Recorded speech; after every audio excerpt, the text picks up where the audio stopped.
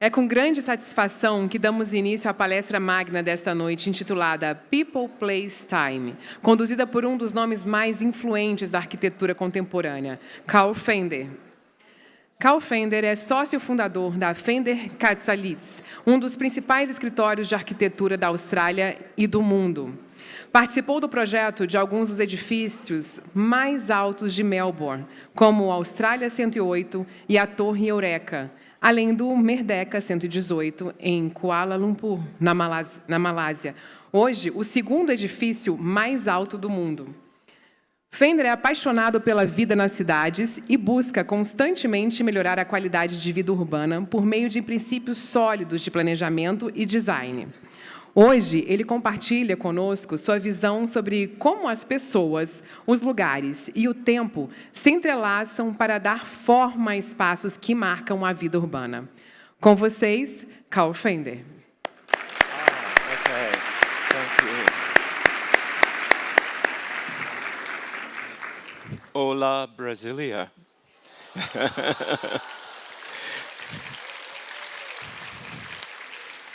You have to forgive me some sins. The first one is, please forgive me for speaking in English.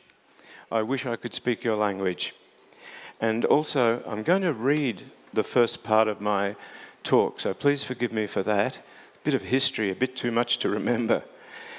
And so, ladies and gentlemen, distinguished guests, please allow me to begin by acknowledging the AIA America, the AIA International, CAU, and of course, the generous sponsors who have all brought together such a large group of great minds, all interested in the issues surrounding the focus of this conference, architecture and urbanism for all. It is for me a great honour to be here with you as a speaker, and equally a great pleasure to do so in Brasilia, where I humbly confess I've never been before. This is the first time. Been to Rio, been to Sao Paulo, should have been to Brasilia, but here now. It is, of course, our privilege to be in such a special city which was designed as a living experiment in modern planning with a clear vision of a harmonious and proud future to help make the world a better place. It's also our chance to share ideas and inspire each other, really, to inspire each other to help make the world a better place. And really, to optimistically continue our work to make work matter. That's why this conference is so important. I did love listening to Kong Jiu and his ideas about harnessing water this morning, rather than fighting it. Tai Chi, not boxing. He loves water. Equally, architects love buildings. Buildings give the city life, character, and soul. So, in that vein, let's start in Brasilia.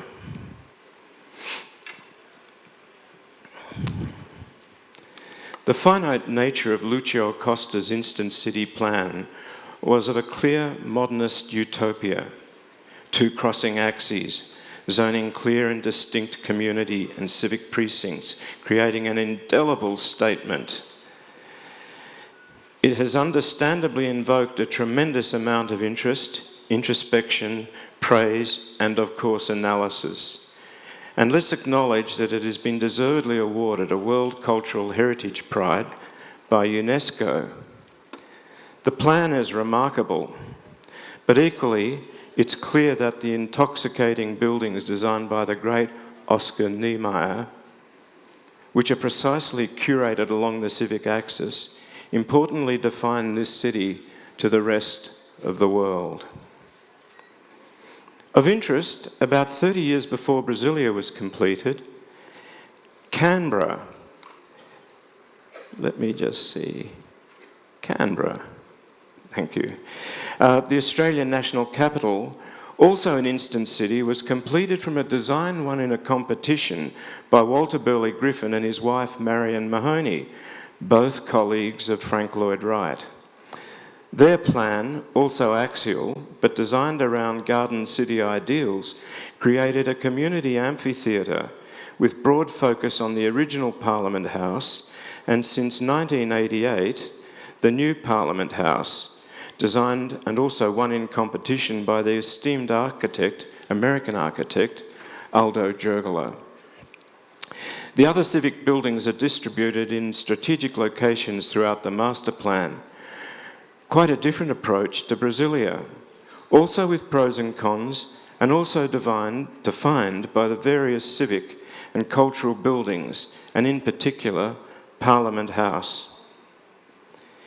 It's certainly interesting to think back about cities throughout history, and in more recent times, their urban designs, and how the place of buildings as storytellers of urban character are important in defining the social, cultural, and economic character of cities. For instance, Nicosia, the 16th century ideal Renaissance city. This closed design was driven by the need for counterinsurgents, order, and control, with radial streets focusing in on the last bastion of defence, a fortified building at the centre of the town, and together with externally protruding defence structures, this town screams impenetrable safety as its defining presence and purpose. San Gimignano.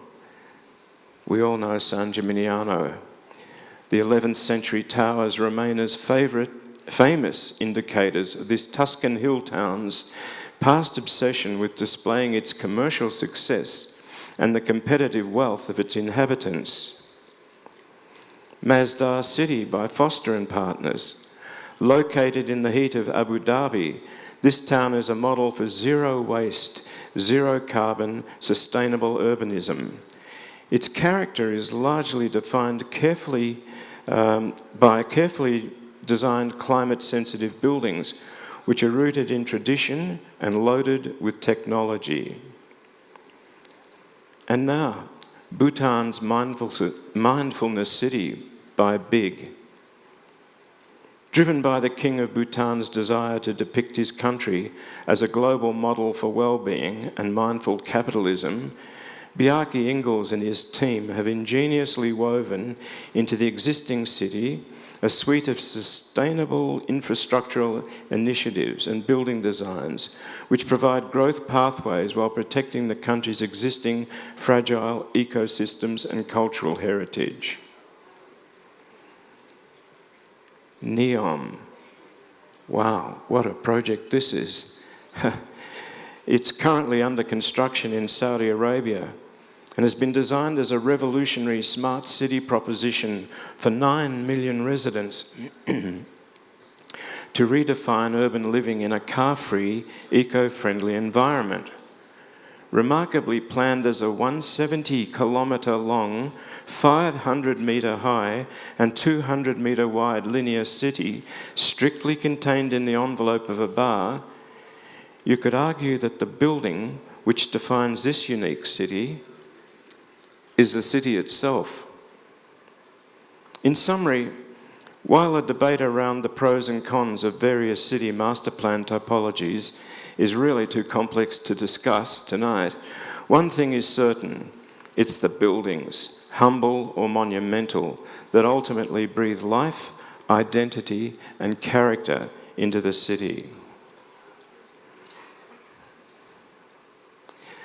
To further explore that, I'd like to take us to Australia, where my city of Melbourne evolved over 190 years to today. But to do that, we need to start 60,000 years ago, which is a length of the time the traditional owners of the land, comprising 250 language groups, have occupied Australia without change. And you know, Kong Ji-yu this morning talked about water retention, how to manage the land. These people, for 60,000 years, managed the land. They managed flood and fire. Unbelievable. I think Australia is probably the oldest managed land in the world. It was then in 1835 that the first settlement of Melbourne followed, when European settlers negotiated the acquisition of 600 acres with the indigenous local people. And in 1838, the Melbourne grid was laid down. And with that, I'll lay down my paper. A square grid. How easy was that? And that's how it is today. Melbourne's a wonderful city. It's blossomed. It wasn't long after the city was laid down, in fact in 1851, that gold was discovered. The place went mad. People made fortunes. The city boomed. It brought European architecture and big architecture. The city thrived. In fact, the city was the most wealthy city in the world at the time. We had, after that, post-war immigration in the 50s. People flocked to Australia looking for a better life, a place to live, a house, a garden, somewhere to raise their children. And people commuted to the city. The city was soulless. The city was a commercial city. Nobody lived in the city. And you can see that in this artist's rendering. They weren't happy people driving into the city, but they were very happy when they got home. To everyone a home. The Australian suburbs really started to blossom. People were quite well off. Everyone was making some money, raising families in these houses, and new suburbs started to be laid down. And here again, the same artist drawing the suburbs under construction. The roads weren't even made. And my parents, this is their house. Wow, it's been stretched. I can assure you it was much smaller than that. They bought this house, this mansion, they bought this house in 1954 for 4,000 Australian dollars, and they started a life with me. The car became important.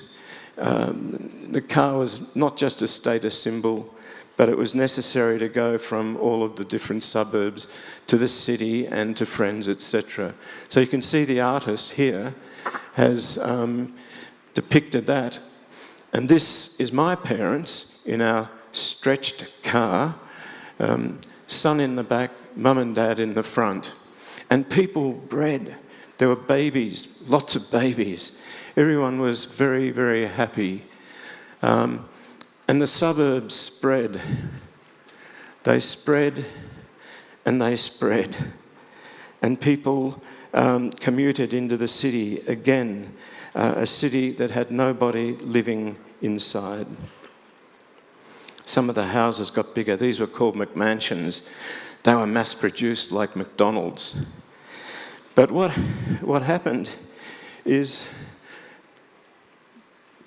the children grew up and the houses became too big. And all of a sudden, there was this new demographic called empty nesters. Empty nesters that lived in a house, mum and dad, but no kids. The house was too big. So there was a desire, we felt at the time, that people would want to live in the city. Our city was beautiful, parks, gardens, theatre, concerts, and work, of course. And so that's when my partner, Nonda, and I, Nonda Katsoulides, started our business on the assumption that we would be able to do residential buildings in the city, apartment living, and make that available for the new generation of city dwellers. And I suppose we had this in mind. By Jane Jacobs, the skyline defies a city's identity, yet it's the streets which people inhabit that define its character. So, by the way, I'm fearful when I show this building, our first small building, is going to look huge. Yep, it's huge. This was Melbourne Terrace, one of our first residential buildings. It had quite an interesting skyline, and it had a base to the street, which was quite tough because it was all car parking.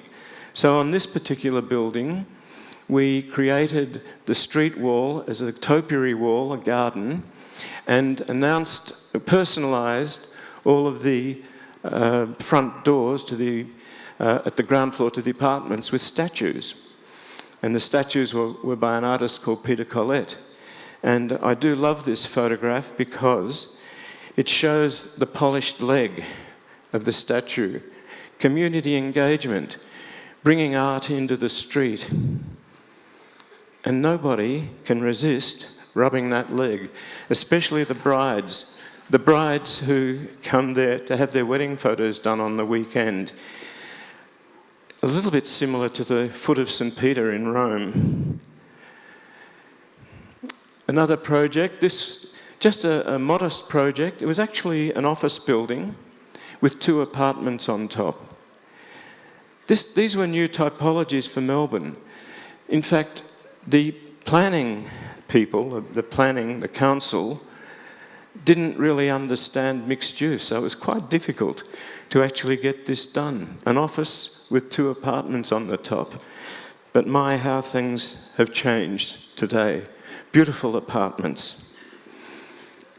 And you have to take your opportunities. There are opportunities in a city that, if properly developed, can bring richness and interest.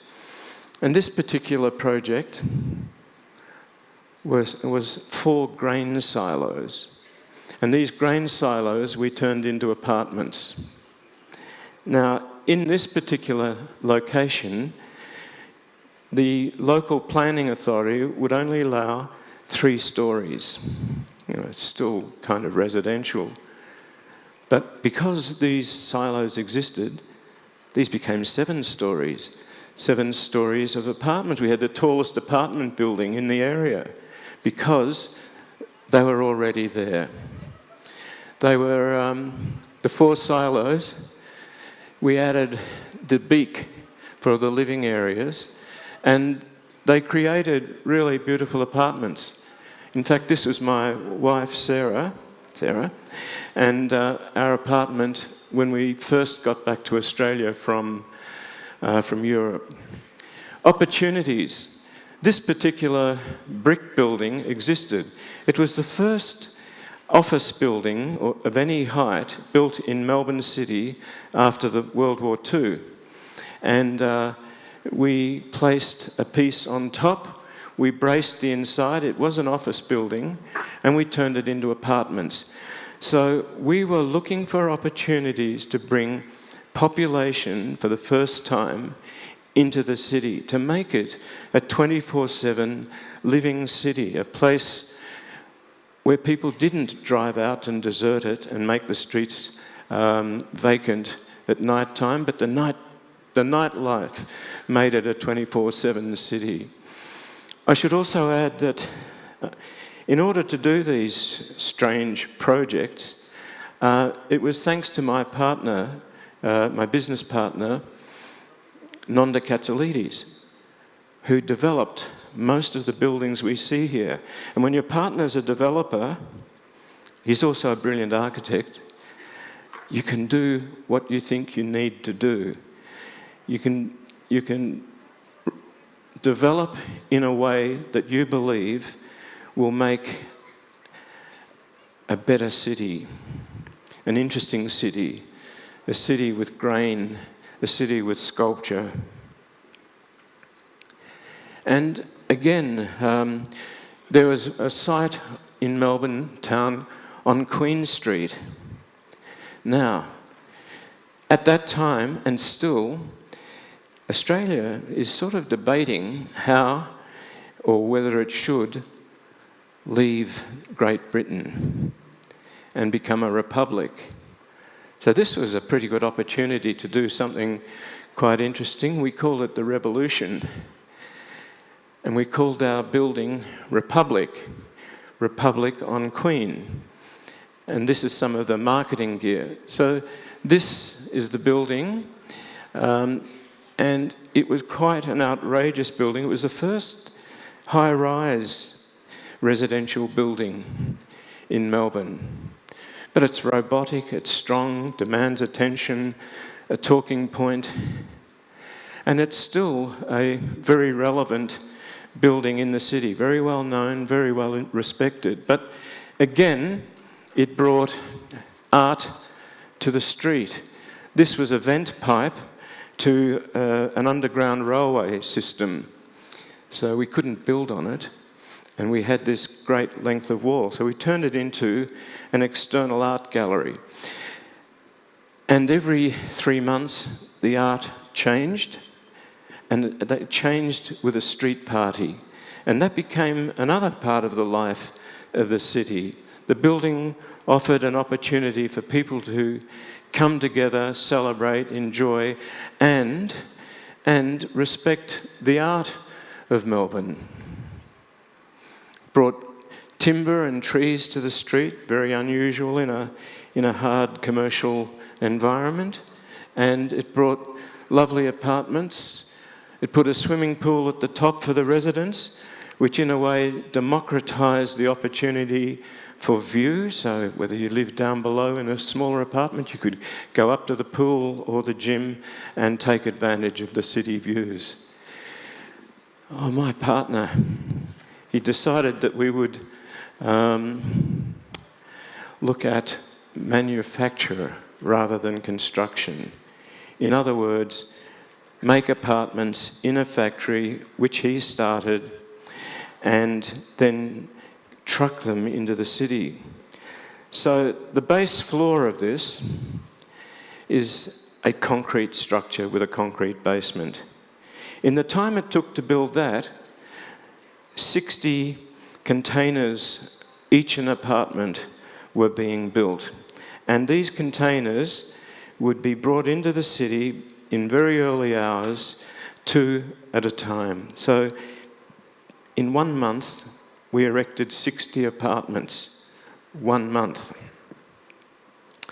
Those containers contained everything. They were apartments. As soon as they were in place, they were structural, so you didn't need more structure. They worked off each other. As soon as you opened the door, they were ready to live in. And the unique opportunities. A 6 metre wide piece of land, so we put a building on it.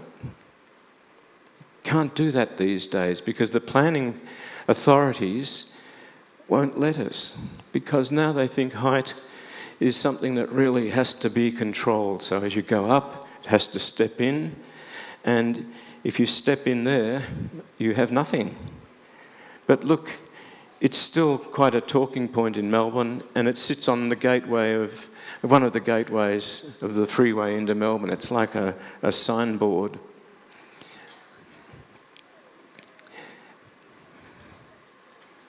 Now, the idea of a building being a catalyst for change.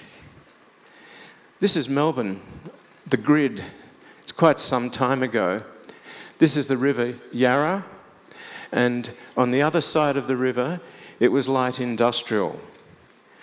So basically, the city had a boundary of a river, but there was beautiful land over there and beautiful parkland here.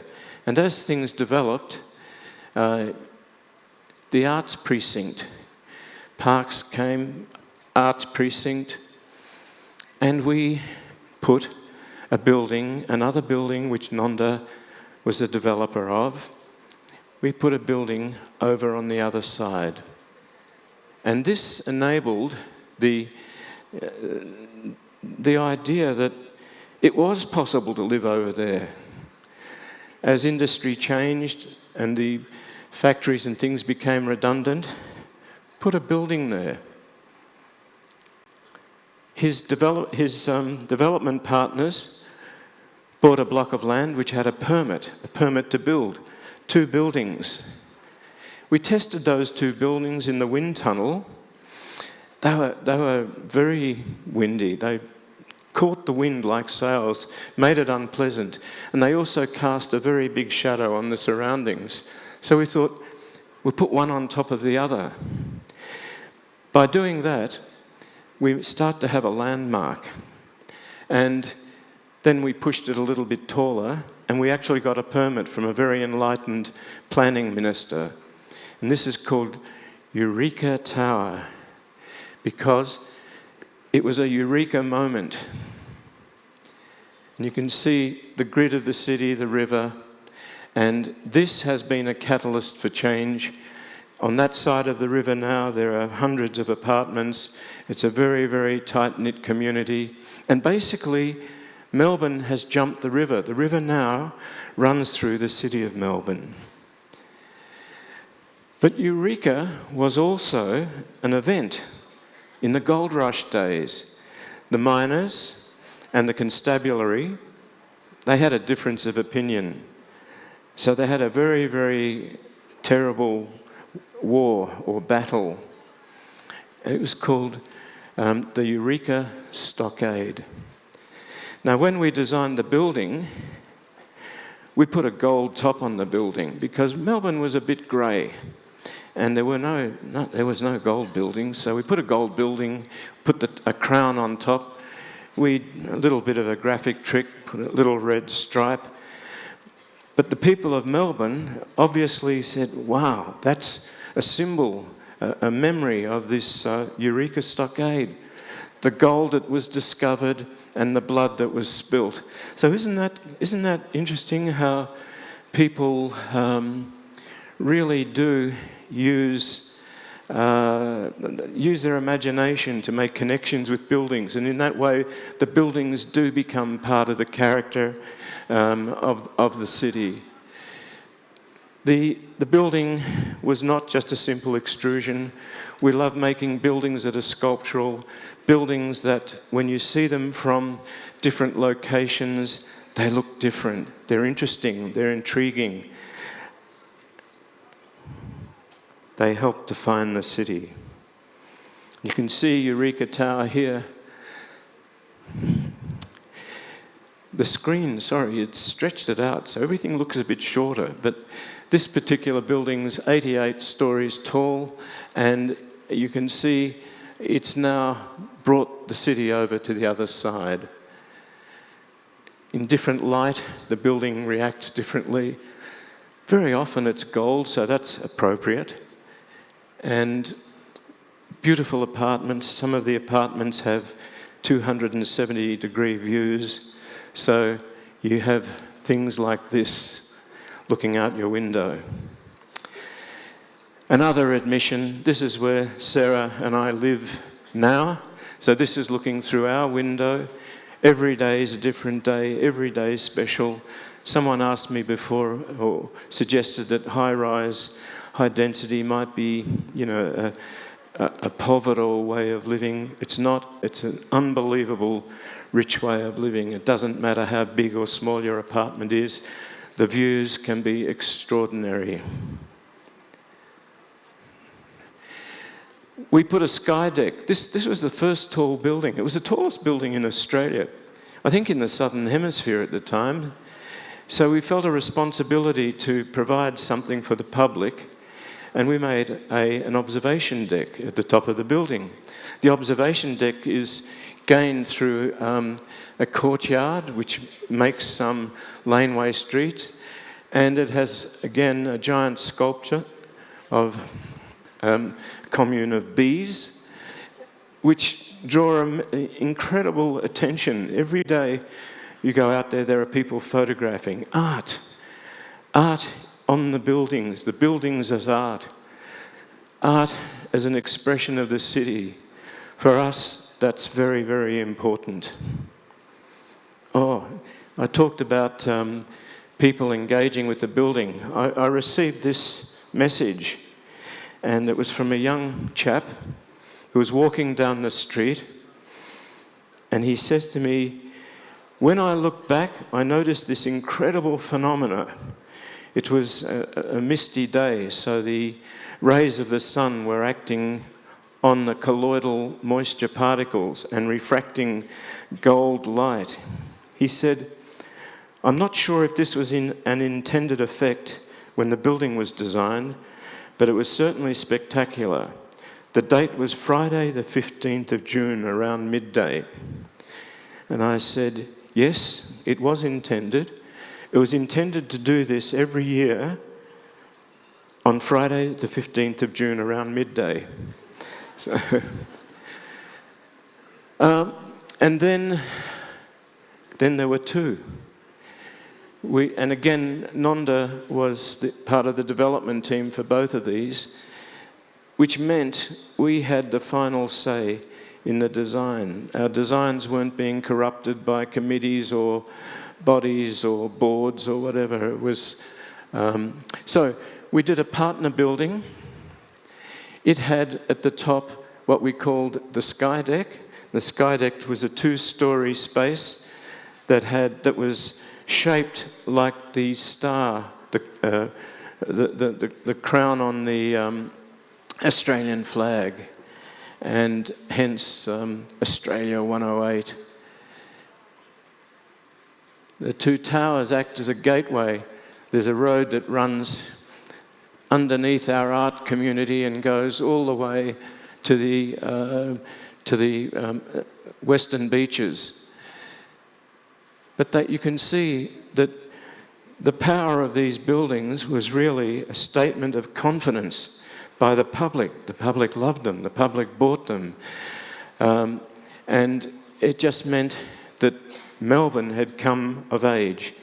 Melbourne, instead of having to be coaxed into the city, wanted to come into the city. The city was a place to live. You actually didn't need a car.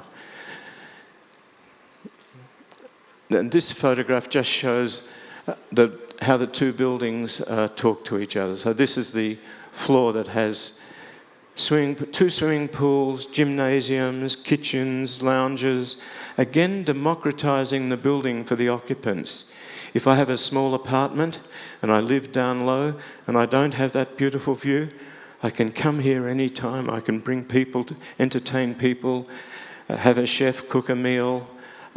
It's really the living hub, the living room of the building. The building at the base, the car park has been festooned with planting, which has grown a lot more than that now. So even the few cars that do drive home, they drive almost into a forest. And in the Gold Starburst, there are infinity swimming pools, a rather beautiful pool looking out over the bay. And this is not on fire. It's not towering inferno. It's clouds on time-lapse, again from our apartment. Oh, you just see such amazing things when you live in the sky. Now, the other thing about this, I was also asked whether these buildings are sustainable. They are so sustainable. And I'm sorry, they do have concrete, but, you know, the concrete is put into one small lock. So the square occupies 3/4 of an acre. That's the size of the site that holds this tower. In suburbia, that's 3 houses. In the city, it's 1,100 apartments. That's 2,500 cars that are off the road. They're not driving from the suburbs into the city and back every day. That's sustainable use of land. So you can see here, the orange is the site area, and the yellow outline is 110 hectares, which it would take to house the same as that 3/4 acre block if it was high rise. So the question, is it this? Or is it this? It's actually both, isn't it? One great thing about Melbourne is there's a huge choice of ways to live, from suburb to country to farm to beach house to in the city or in the suburbs. But it's the balance. We can't let those suburbs just keep eating land, which they have been doing. This is a really good quotation from Libeskind. Cities are the greatest creations of humanity. They embody the collective memory of generations. They are vessels of cultural identity and symbols of the human spirit. It's pretty powerful. And if you think about it, we're all affected by the cities that we've visited or lived in. We all think of those cities in terms of the fabric, the built fabric, and we all associate with those cities special buildings, buildings which really do define the city and make the city have a character of its own, a uniqueness. And so that brings me to the last project I'd like to talk about, which is Merdeka 118 in Kuala Lumpur. Merdeka 118, it's 118 stories tall. It's 678.9 metres tall. That's to the top of the spire. It's actually a monument. Yes, it's a mixed-use building, and it's a mixed-use precinct that we've created. But it's a monument to a man, a place, and a time. The man was Tunku Abdul Rahman, the then Prime Minister that declared independence from Great Britain in August 1957. A terrific fellow, still revered some years later. And this act of severing ties happened on Stadium Merdeka, when he raised his arm and said, Merdeka, Merdeka, Merdeka, 7 times. Merdeka meaning independence. And so we were tasked, well, not tasks, not the right word. It was amazing because we didn't try to win this project. It was brought to us by PNB, the largest asset management company in Malaysia. And I think they chose us because they liked the tall buildings that we did in Melbourne, and they wanted some architect in the region to work on a very tall tower on this amazing site. Before we started on the site, there had been work done, but PNB wanted more. They wanted to give back to community. This was a project, I'm not sure how it evolved, but it was all private residential apartments. And there was nothing for the public. No public space, no parks, nothing. It was just about an enclave of, I suppose, wealthy people next door to this hallowed ground. And you can see on the plan, no public space or public amenity. PNB wanted to give back. They're very successful. They had this amazing land. They wanted to give back to Kuala Lumpur. And so this was the site, quite a strange site, but you can see it wrapped around Stadium Merdeka, and it touched Stadium Negara.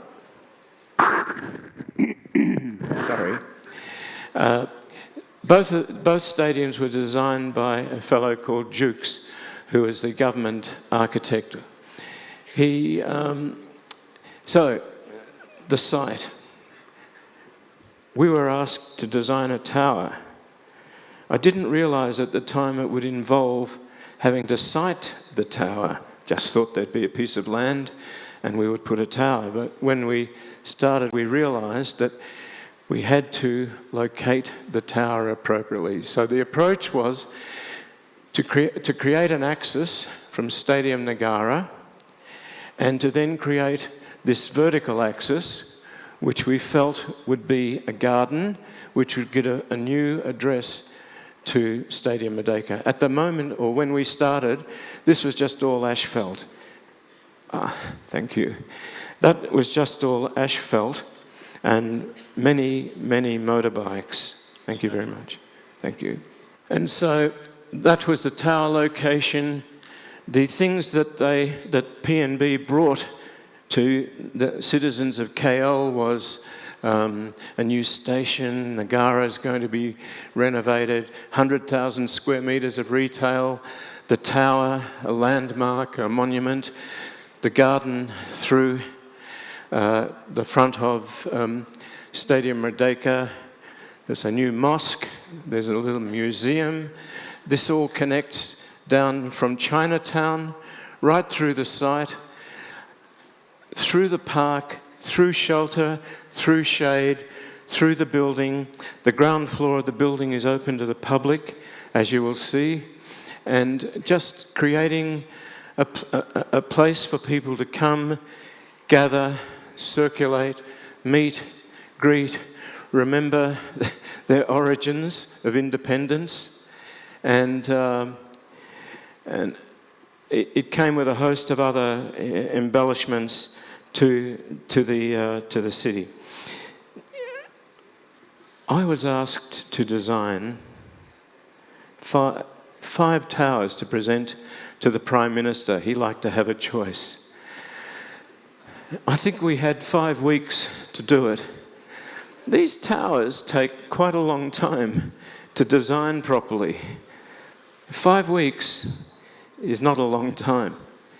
So we had to get there quickly. We concentrated really on one particular design that we thought would be fine, but we then did other designs, which in any case did test other potentials for a tower such as this. But basically it was a triangle, a sort of rhomboid. Our favoured one, which is more of a crystalline building. This is really a circle, and this was one that twisted. And luckily, and I had to present that to the then Prime Minister, and luckily with a little bit of subtle guidance, he picked the right one, and we had a job. And the building, and again, forgive me, these the slides have stretched out, so it's kind of compressed everything. It's not really the proportions. But it's a crystalline building. It was crystalline because made of many triangular facets which were inspired by the Songket heritage fabric patterns of Malaysia. But also a shape like this disturbed the wind. It means that there was no vortex effect, which means that the building wasn't starting to work itself up in winds. It dispersed the winds, which meant that the structure could be simpler. So this was the start of the building, a rendering. You can see the Songket patterns, and the diagonal lines trace the folds in the glass and also the structural lines. And this is the building, just the spire not quite complete. But again, a building that was sculpted, a building that looked different from wherever it was viewed, a building that was so tall that it wasn't like it was out of scale with its low-rise surroundings. It was a landmark, it was a monument. It needed to be seen from anywhere in KL, and it is, believe me. The slide on the left is the north elevation. It shows the line up the middle, which is actually a glass enclosure to 2 elevators, double-storey elevators, that take you to the sky deck. Again, PNB wanting to give something back to the citizens of Malaysia and obviously for visitors. And again, the crystalline nature of the building means that with different light conditions, it's changing. Quite often it's gold, sunsets, sunrises, and the sculpting of the building changes. It's very nice how when you get used to a building from a certain angle, it places you. You know where you are. And this building was also designed to cohabitate with Petronas Towers, which were, some years ago, the tallest towers in the world, beautiful towers by Caesar Pelli. We didn't want to compete. We wanted to become a partner with that building in defining the skyline of KL. And we also wanted to do that with respect to the KL Tower, which was a telecommunications tower. So the three towers form a triumvirate, and I don't know if you've been to Malaysia, but it's into KL, but it's very easy to not know where you are. It's very organic. But now you can triangulate. You can see where you are. Oh, okay, I know where I am. Oh, and that's where independence occurred in August 1957. And that's a very dear date to the people of KL. So there's something about a mega scale, and this is a mega tall building, that defies the laws of context. If you were looking at context, this would be a building of a tenth of that height. But once you put something like that in, it's not doing it in the face of the local context. It's doing it as a major piece of sculpture, a major interest, a sky deck at the top to look around the whole of KL. So when you approach the building, this is the formal entry. It's through a garden, a new garden that we've created, a water garden.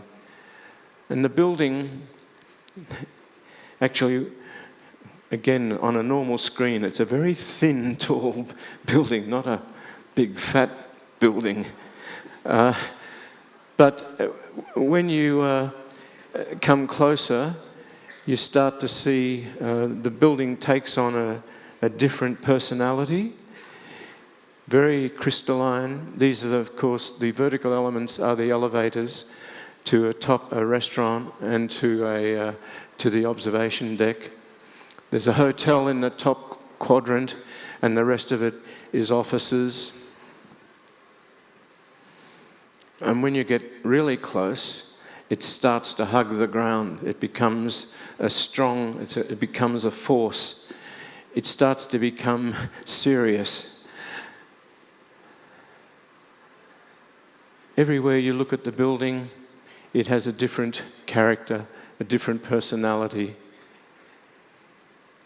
This dusk shot is a very nice one of the entry canopy, the porte cochere. So this is the canopy. This is the entry that's near Chinatown, and when you drive under that entry, now just think about all the buildings that you've been to, tall buildings, and when you drive in, you usually go straight into a hole in the wall and into a car park. And even when you drop off, you sort of lose track of the building. So there's a lot of skylights in this building, in the roof. And when you are dropped, you can actually see through the glass. Sorry, hasn't been cleaned here. It was still just finished. But it means that when you get out of the car and you're under the protection of the porte cochere, you can look up and you can see the building, understand the building. What would you do if you drove up to a building like that and you had to design the interior lobby? What would you do? We took inspiration from the Gomantong caves in Malaysian Borneo. The idea of rock faces, even water dripping down faces, the idea of light coming from the top. and the idea of scale. And that's what happens when you walk through the doors into the building. It's all travertine. The floors, the walls are travertine. They're faceted. They're, in a sense, they're led by the crystalline nature of the tower above. There's water. This is the observation elevator, which is a glass elevator, but we've got water running down so that the motion of an elevator going up and down is calmed down. But also for the people in the glass elevator, they start going through a fountain, the back of a fountain, and then they burst through the roof, and there's no water there. They start seeing Malaysia, or on a clear day, Brazil, because it's very tall. This is a pond, and this piece here is also a water feature. It delivers the air. Sorry.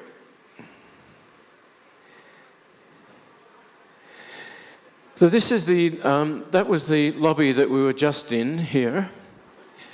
Chinatown is down there. You go up a series of escalators and stairs and through under a glass roof so you can still see the tower above, and into the more formal lobby space, which connects to the gardens and down to Stadium Merdeka. Now the public can go from Chinatown and go all the way through this building as a magic experience. It's for them. It's a people's building. The red line just shows an air movement. This is a 40-story heat chimney. This is what delivers cool air. As it rises and warms, it's attracted through here and drawn up the 40-story atrium and then expelled outside. So it's a way of helping air circulate through the building. On the other hand, this is the southern entry, the formal entry, similar, but this one has got what we called the Menengka bar. The Menengka bar is a traditional Malaysian hat, and that became the control point for the offices and an information point. And that the triangle at the top is the 40-story atrium for air movement. So same feeling. About 30 metres tall. Had to be tall, had to be the right scale. You couldn't go into a low space in a building such as this. So this is a drone taking us up. That was the Chinatown end, going through underneath the glass roof, can access the mall, flying around into the southern formal atrium, the Menengka bar, the entry to the offices. Maybank is the major tenant. On the left, the other sides for the rest of the tenancies, including PNB. Back around the core, again under the glass roof, and then ending up back where we started, but on a landing platform, a viewing platform. So it's a photographic point. Wow. This will be a restaurant here. This drone footage was taken just a few weeks ago. So the building is occupied, not fully occupied, but there's still tenancy work going on. So that's the bottom of the building. At the top of the building is an extraordinary mast, the mast of the arm of Tunku Abdul Rahman. That mast is made of perforated metal. It was quite an episode building that. It was telescoped up within itself. I think it's about 140 metres tall, that mast. And inside it are two, the DNA double helix stairs. One to take people up, and one to take people down. So it's part of the observation deck experience. I did it. I think on the way down I was looking for a defibrillator. It's a very tough climb and it's very hot. But inside the observation deck, it will be a highly curated space, not just a shop of trinkets. It'll talk about the history of the place. It'll talk about a lot of things, but it's got experiences. Some of them are a bit frightening, like this is inside, but if you look beyond my granddaughter, you see that outside there's a glass floor, the diagonal floor. So it's an experience. You go outside, you step onto a glass floor, you're hooked onto the building, you're half a kilometre in the air, and there's no balustrade, and you're out there. So it's not for the faint-hearted, but I suppose buildings like this are not for the faint-hearted. When you come down, you leave the building and you cross over in a bridge to the top floor of the retail centre. And you do that on this bridge, which takes you from the tower to the retail, over a garden in a fissure in the roof between the tower and its podium. The podium's also crystalline. You know, so often you see towers are one beautiful thing and the podiums are a box. We tried to make the podium crystalline like the tower, so that it became one integrated and uniform design. I won't dwell on this too long, but to make these buildings stand up, these megatalls, there's not many megatalls in the world.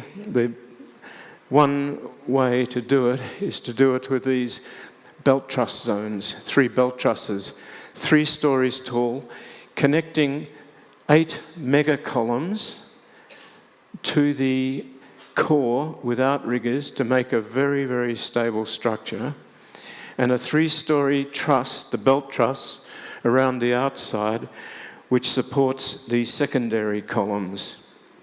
So, and this is a site inspection where I'm standing next to the top of one of those outriggers. The steel in those outriggers is solid, about this thick. The building sits on a 138 2.2 metre diameter piles. They're 60 metres deep, and they support a 4 metre thick transfer slab to pick up the mega columns.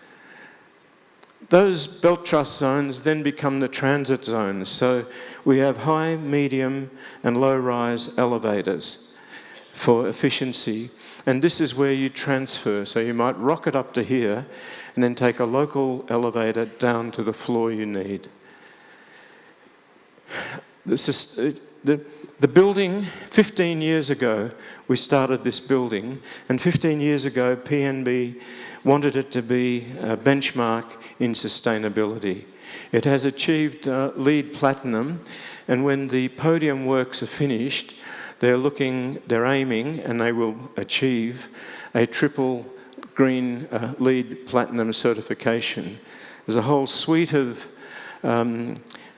initiatives to gain that, but it's a very, very efficient building. We believe that buildings like this, projects like this, should be producers rather than consumers. That means in terms of power, but it also means in terms of social responsibility. The building brought a lot of infrastructural improvement. It brought an MTR station, roadworks, a tunnel to take cars under to get into the car park. It brought gardens. It brought sheltered connection to Chinatown for the public, right through the building, through the gardens. The garden that is there is 200 metres long, 60 metres wide. And we can't forget the people that worked on this site. These people sometimes do extraordinarily dangerous things, but it was they made it a very, very safe construction site over the 15 years. Thrill seekers. This thrill seeker snuck in before the building was finished. That's on top of the mast. How she got up there, no one knows. And no one knows how she escaped afterwards. I think she didn't fall. I think she found her way down again. But the building is already attracting so much attention in Instagram and all those sort of things. These buildings become talking points. They really can do a job of making a city something more than it was. Another drone shot. You see the dome, which is similar to the Niagara Dome. That's the dome at the top of the retail, an 80-metre self-supporting glass tessellated dome, which makes the retail experience quite amazing.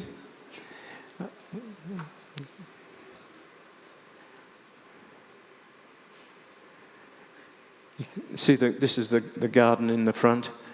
You can see the scale of the building. See, the fellows don't know what they're doing, but and of course sometimes it's way beyond the clouds.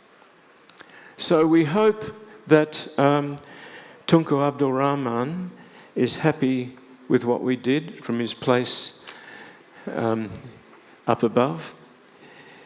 He was a man that wanted to, in declaring independence, to show Malaysia was a place of the future, a place of commerce, technology, culture, and that was very inspiring for us as architects.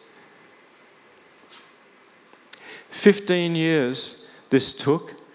It took 3,000 people a day on that site, very safe, and it took 60 million hours to build.